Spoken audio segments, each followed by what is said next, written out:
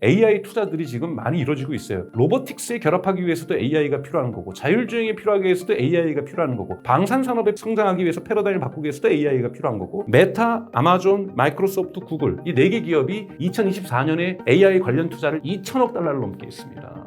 100조가 넘는 돈, 부채 없이 한 돈인데요. 단일 4개 기업이 이 정도로 특정 기술에 투자한 건 인류 역사상 액수로는 처음이에요. 근데 여기에 레비뉴가 있나요? 매출이 있나요? 없어요. 아직 눈에 띄는 매출 많지 않아요. 그러니 사람들이 거품론을 얘기하는데 거품론 많습니다. 근데 거품은 터질 수도 있고 안 터질 수도 있고, 터져서 나쁜 것일 수도 있고 좋은 것일 수도 있습니다.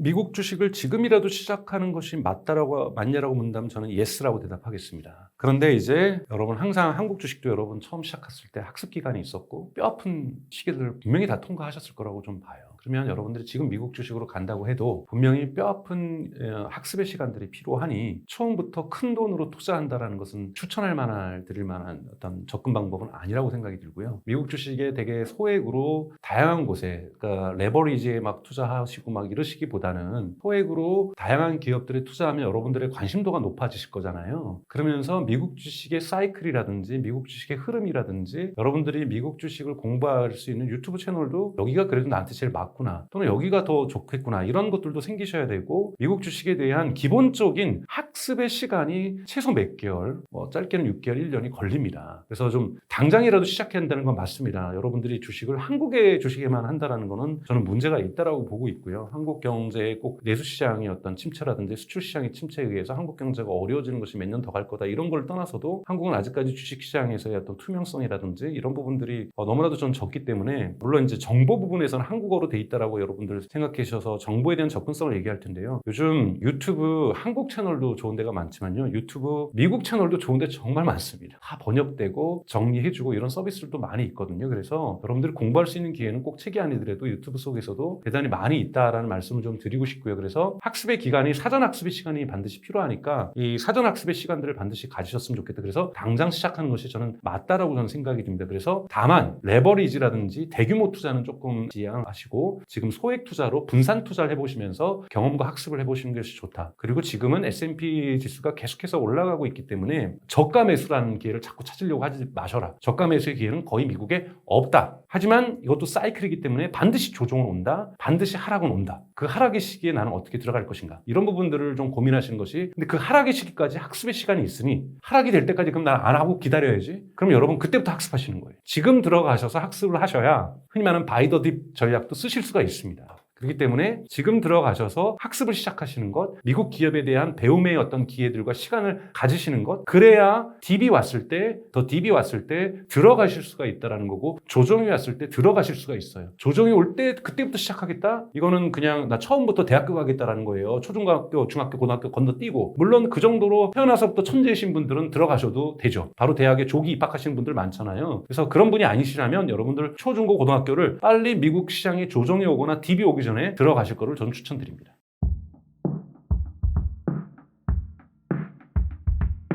AI가 가장 중요합니다. AI가 미국에서 패러다임을 지금 바꾸려고 하죠. 휴머노이드 로봇도 사실은 AI고, 휴머노이드 로봇이 만들어진다는 건 여러분 자본주의가 탄생했던 원리를 꺾어버리는 거거든요. 휴머노이드 로봇이 생기면 여러분 자본주의의 정점은 흔히 말하는 세계화죠. 세계화가 뭡니까? 데이비드 리카도라고 여러분 경제학 언론에서 배워보셨을 거예요. 비교 우위론이라 해가지고, 내가 사실은 저거를 잘 만들 수도 있지만 나보다 더 효과적으로 만드는 친구한테 토마토 농사는 시키고, 나보다 더 잘하는 파프리카 농사는 쟤한테 시키고, 나보다 소를 잘 키우는 사람한테 소를 키우고, 나보다 더 잘하는 사람한테 시키는데 내가 가장 잘하는 거에 나는 나의 모든 자산을 집중해서 하게 될 거고, 이것을 물물교환을 하고 거래를 하고 무역을 할 경우에는 전체 경제가 좋아지고 나도 좋아지고 다 좋아진다. 이것이 이론적으로 볼 때는 데이비드 리카도의 비교 우위론인 거죠. 그래서 사실은 분업화가 이루어진 거고 글로벌 서플라이 체인이 만들어진 겁니다. 그런데 이제 발생하게 됐던 것이 뭐냐, 미국에서 제조 인력이 다 중국으로 가버린 거예요. 그러다 보니까 실업자가 생겼는데 그분들이 다 서비스업을 할 정도로 다 막 대학 교육을 나오고 뭐 이런 게 아니거든요. 그러다 보니까 미국의 실업자들이 증가하게 되는 거고 빈부격차가 심화됐던 거죠. 여기 일론 머스크가 냈던 아이디어는 뭐냐면 예를 들자면 그럼 미국에서도 휴머노이드 로봇을 도입하면 제조업을 다시 가져올 수 있지 않을까? 그러니까 다 갖고 온다고 여러분 공장이 100%가 다 로봇에 의해서 작동되지는 않죠. 하지만 중국의 최저임금보다도 저렴한 제일 중요한 겁니다. 여러분 휴머노이드 로봇 시장을 보실 때 보셔야 될 것은 저 기계가 막 쇼를 하고 덤블링하는 게 아니라 저 로봇의 가격이에요. 저 로봇의 가격이 최저임금보다도 중국의 최저임금보다도 비싸면 그래도 중국에서 저가 인력으로 생산하는 게 더 좋아요. 그러면 데이비드 리카도 법칙이 통하는 겁니다. 근데 우리가 중국하고 경쟁해서 제조업을 한국으로 가져오고 미국으로 가져오려면 휴머노이드 로봇이 중국의 최저임금보다도 싸야 되고요. 심지어는 인도의 최저임금보다도 싸야 되는 거예요. 그래서 휴머노이드 로봇 사업도 그런 식으로 이제 궁극적으로 바뀌려고 하는 것이 뭐냐면 이것이 저는 2030년 전후에서 발생할 거라고 보거든요. 그러면 세계 경제의 기본적인 작동 논리가 바뀔 겁니다. 그 이후에 어떤 세계가 만들어질지는 좀 더 봐야 되죠. 우리가 흔히 말하는 아웃풋이라고 하는 Y는 이퀄, 우리가 쉽게 얘기해서 생산성 곱하기 노동력이죠. 생산성을 계속해서 높이는 건 기술이죠. 기술이 계속해서 생산성을 높이는 거죠. 그것이 AI죠. AI가 대표적으로 앞으로 생산성을 높여줄 겁니다. 근데 더 중요한 건 L이에요. 그러니까 노동력의 숫자를 증가시킬 수 없어요. 특히 한국은 인구가 감소하면서 노동력이 계속해서 줄고 있고 외국인 노동자를 데려오지 않으면 우리 한국은 경제가 지속할 수가 없습니다. 이 L이 어느 정도는 유지해줘야 되거든요. 휴머노이드 로봇이 올라가면 여러분 뭐가 올라가냐면 이 L이 커지는 거예요. 노동자 수가 늘어나는 거잖아요. 그럼 우리가 그냥 6천만 대의 로봇을 투입하면 6천만 대 노동자가 생기는 겁니다, 여러분. 그러니까 이거는 상상할 수 없는 경제학 방정식이 생겨서 저도 이것이 어떤 경제를 이룰지는 상상하기 되게 어렵지만은 이러한 방향으로 나아가고 있는 건데요. 이런 방향을 나아가기 위해서 AI 투자들이 지금 많이 이루어지고 있어요. 로보틱스에 결합하기 위해서도 AI가 필요한 거고 자율주행에 필요하기 위해서도 AI가 필요한 거고 방산산업에 성장하기 위해서 패러다임을 바꾸기 위해서도 AI가 필요한 거고 그리고 지금 AI가 투자되고 있는 것은 지금 제가 누누이 말씀드렸지만 제가 AI 에이전트 시대 경제의 주인이 바뀐다 이런 책에도 썼던 것처럼 고속도로를 깔고 있는 겁니다. 엔비디아의 칩은 고속도로예요. 여기에 데이터 센터를 짓는 것도 고속도로고 거대 언어 모델을 만드는 것도 고속도로죠. 경부고속도로하고 호남고속도로를 만들었어요. 근데 이것들은 한다고 한국 경제가 좋아지나요? 아니요. 한국 경제 좋아지려면 고속도로 위에 승용차가 다니고 관광버스가 다니고 트럭이 다녀야 돼요. 이 자동차가 물류를 움직이면서 경제의 유동성들, 흐름들을 만들어내고 경제 가치를 비교 우위를 만들어내면서 지역 내에서도 경제를 부흥시켰던 거거든요. 그래서 진짜 그 말이 맞는지 모르지만 고 정주영 회장이 그랬다 그러잖아요. 현대건설이 경부고속도로를 지면서 건설로 고속도로 지면서도 돈은 많이 벌겠지만 떼돈을 벌겠는 건 자동차겠는데? 그래서 만든 게 현대자동차라는 이야기가 있습니다. 그건 뭐냐면 서비스예요. 스마트폰으로도 아이폰과 만들었던 애플과 갤럭시를 만들었던 삼성전자가 돈 벌었지만 여러분 어떤 기업들이 돈 벌었습니까? 쿠팡이 생겨나고 토스가 생겨나고 카카오톡이 생겨나고 수많은 앱들이 만들어지면서 스마트폰 경제가 만들어진 거거든요. AI 경제의 마지막 퍼즐은 뭐냐면 수많은 AI 서비스예요. 수많은 AI 서비스가 사람들이 이게 AI 서비스인지도 모르고 새로운 서비스, 전통적인 서비스보다 완전히 다른 서비스를 쓰면서 이 경제가 커져야 되는 겁니다. 여기에 신규 산업인 아까 말했던 자율주행 사업들, 그 다음에 로보틱스가 AI와 결합되고 방산이, 밀리터리가 AI와 결합된 것들도 또 층층이 쌓이겠지만 우리가 쓰고 있는 스마트폰이 AI에 의해서 다 달라져야 된다는 거죠. 이러한 것들이 이제 2025년에 얼마나 일어나느냐 이거에 따라서 지금 AI 거품론이 정말로 터질 것이냐 거품론은 전 거품 맞다고 생각해요. 여러분 메타, 그 다음에 아마존, 마이크로소프트, 구글 이 4개 기업이 2024년에 AI 관련 투자를 여러분 2천억 달러를 넘게 했습니다. 100조가 넘는 돈, 부채 없이 한 돈인데요. 단일 4개 기업이 이 정도로 특정 기술에 투자한 건 인류 역사상 액수로는 처음이에요. 근데 여기에 레비뉴가 있나요? 매출이 있나요? 없어요. 아직 눈에 띄는 매출이 많지 않아요. 그러니 이제 사람들이 거품론을 얘기하는데 거품론 많습니다. 근데 거품은 터질 수도 있고 안 터질 수도 있고 터져서 나쁜 것일 수도 있고 좋은 것일 수도 있습니다. 그렇다면 내년 2025년에 이 거품이 안 터지려면 최소한 4개 기업이 그렇게 많은 투자를 했으니까 아마존은 750억 달러를 했어요, 여러분. 아마존 혼자서. 최소한 4개 기업만 볼 때는 그 정도 매출을 낼 수 있는가를 내년에 보셔야 됩니다. 자, 마이크로소프트로 가보죠. 마이크로소프트는 AI 투자를 통해서 잘한 점이 있고 안 좋은 점이 있습니다. 마이크로소프트 주식 많이 올랐죠. AI 기업이라고 해서. 자, 마이크로소프트의 애저, 즉 클라우드 서비스의 매출이 크게 늘어나고 있어요. 서로 AI에 특화된 어떤 기업으로 전환하기 위해서는 클라우드 서비스를 써야 됩니다, 여러분. 그럼 클라우드 매출 구조가 늘어나니까 AI 매출이 늘어났다고 볼 수가 있죠. 근데 여러분 챗GPT는 많이 쓰지만 코파일럿 많이 쓰시는 분들 없으시잖아요. 코파일럿이 사실은 실패했어요. 이 부분을 내년에 어떻게 바꿔낼 것인가. 이것이 MS에게는 과제입니다. 그걸 못 바꿔낸다면 MS는 지금보다 더 크게 성장하기는 되게 어렵다. 분기마다 두 자릿수의 매출 성장은 MS도 할 거예요. 여러분 근데 기업의 매출이 무조건 성장한다고 주가는 인과관계는 없습니다. 주가는 인과관계가 있는 것이 아니야. 매출 성장한다고 해서 올라는 갈 수는 있지만 반드시 올라가지는 않아요. 매크로적인 상황도 봐야 되고 그리고 장기적인 전망이 어두워질 수도 있는 거거든요. 얘네 AI에 이렇게 투자했는데 겨우 매출 두 자릿수 성장에 그치고 있어라고 평가 부정적으로 볼 수도 있는 거거든요. 그래서 마이크로소프트는 긍정적인 요소, 애저의 증가 그리고 또 요즘 다이나믹스 365라고 해서 기업들이 쓰고 있는 서비스에다가 지금 에이전트 서비스를 결합을 시켰습니다. 이것이 얼마나 성공할 수 있을 것인가 이런 걸 좀 보셔야 되는 거고요. 구글 같은 경우는 요즘 뭐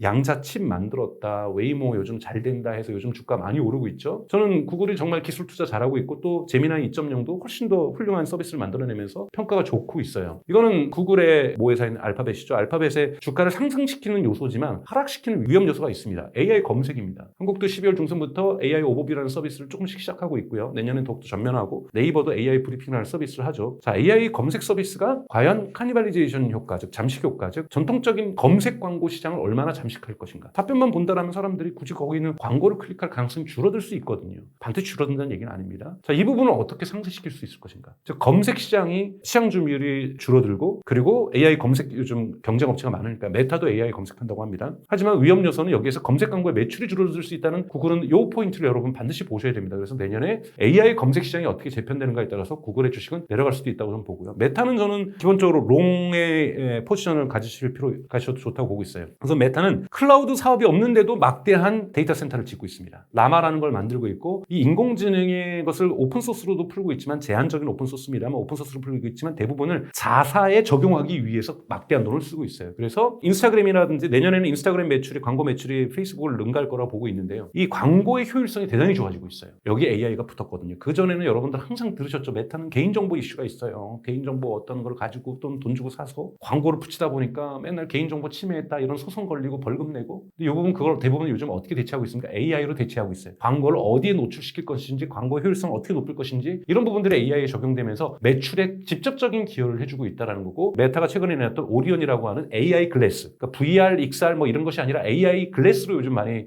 가고 있고 그건 구글도 가려고 하고 있는데 이런 부분에서 호평가를 받고 있거든요. 이런 부분들이 내년도에 어떤 비즈니스를 만들어낼 것인가를 본다라면 메타는 대단히 장기적으로는 성장할 수 있는 기업 지금도 대단히 비싼 가격으로 거래되고 있습니다만 이렇게 볼 수 있고요. 아마존은 한국에서 여러분들 잘 모시지만 아마존은 저는 AI가 거의 수직 통합되면서 대단히 좋다라고 보고 있어요. 아마존은 4개 기업 중에서 가장 뒤처졌다고 보는데 갑자기 거의 치솟고 올라오고 있거든요. 그게 이제 11월부터인데요. 노바라고 하는 자체 LLM 거대 언어 모델도 만들었고요. 그 다음에 AI 칩, 엔비디아로부터 계속해서 독립하고 싶어서 AI 칩을 있는 데이터 센터를 지금 벌써 건설하고 있고 여기에 자체 설계한 물론 TSMC가 생산한 AI 칩을 집어넣고 있고요. 그리고 이 데이터 센터를 연결하는 뭐 소프트웨어부터 시작해가지고 대단히 방대하게 그리고 아마존이라는 웹사이트에 요즘 들어가 보면 루퍼스라고 하는 쇼핑 에이전트가 붙어 있습니다. 이것이 매출에도 많은 기여를 해주고 있고요. 그래서 AI 에이전트 부분에서도 자체 부분에서도 많은 성과를 내고 있어서 아마존 같은 경우에서도 물론 테무의 공격이라든지 한국에서는 많이 인기가 없지만 시인이라든지 알리익스프레스의 공격을 어떻게 방어하냐가 아마존에게는 숙제고 또는 미국에서 커지고 있는 틱톡 샵의 공세를 어떻게 방어할 것인가는 위험 요소가 있습니다만 AI 부분에서는 아마존은 대단히 성장하고 있는 기업이라고 볼 수도 있고요. 브로드컴 같은 경우 이제 또 내년도에는 브로드컴이 커질 것이다 이런 얘기를 많이 하고 있습니다만 브로드컴은 여러분도 아시는 것지만 통신 모뎀 칩에서부터 시작을 한 기업이고 지금 애플의 아이폰에 들어가고 있는 모뎀 칩은 다 브로드컴이 만들고 있죠. 브로드컴이 지금 하고 있는 시장은 이제 흔히 말하는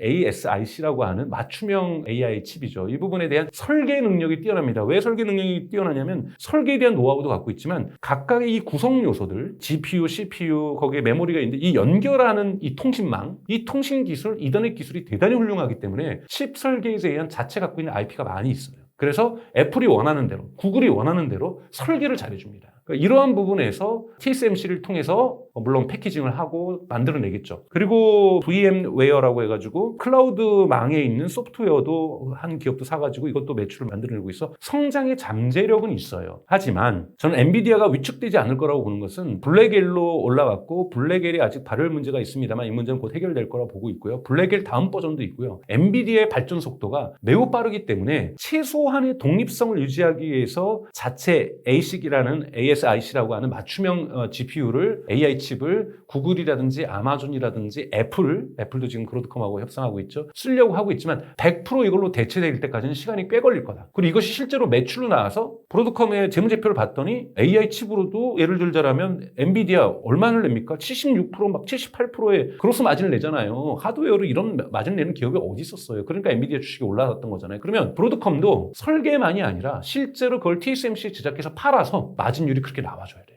거기 때까지는 시간이 걸릴 거고 진짜로 그렇게 나온다면 브로드컴의 주가는 더 오르겠죠. 근데 그렇게 안 나올 수도 있어요. 마진율을 보니까 마진율은 아직 엔비디아에 미치지 않더라. 엔비디아의 매출에 비해서 절대적인 수치는 뭐 10분의 1도 안 되더라. 뭐 이렇게 될 경우에는 이 정도 올라있던 것이 유지될 가능성들도 있는 거고요. 그래서 이러한 가능성과 위험성들을 이런 기업들 다 보셨으면 좋겠고요. 이렇게 기업들의 어떠한 펀다멘탈에 대해서는 이 기업들 말고도 오늘 이제 M7에다가 브로드컴까지 쳐가지고 요즘 또 새로운 신조어도 나오고 그러더라고요. M7과 브로드컴 외에도 뭐 대단히 많은 기업들이 미국에서는 AI 기업으로도 존재하고 있고 또는 전력 기업들도 존재하고 있고 또 다양한 기업들이 존재하고 있기 때문에 계속해서 좀 말씀을 좀 드리면서 설명을 드리겠습니다.